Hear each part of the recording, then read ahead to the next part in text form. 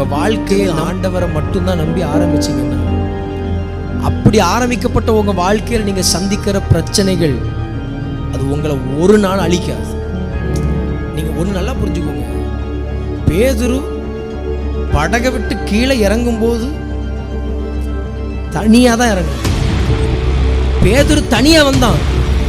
திரும்பி அந்த படகுக்குள்ள போகும்போது பேதுரு தனியா போகல, பேதுருவும் இயேசுவும் சேர்ந்து அந்த படகுல ஏறினார். உங்க வீட்டுக்குள்ள இயேசு உங்க கூட சேர்ந்து ஏறுகிற நாள் ரொம்ப தூரத்தில், அது ரொம்ப சமீபத்தில் இருக்கிறது. பேதுரு தனியா இறங்கினது உண்மை, ஆனா திரும்பி போகும்போது இயேசு அவன் கூட போனார். இந்த ரெண்டுக்கு நடுவுல அந்த கொந்தளிப்புக்கு மத்தியில இயேசு அவனை கைவிடல. அவனுக்கு வாழ்க்கையில ஒரு அற்புதத்தை செஞ்சு அவன் கூட இருக்கிற தேவன் யார் என்பதை அந்த படகில் இருந்த அத்தனை பேருக்கும் நிரூபித்து காண்பித்து விட்டுதான் இயேசு பேதுருவோடு கூட அந்த படகுல ஏறினார்.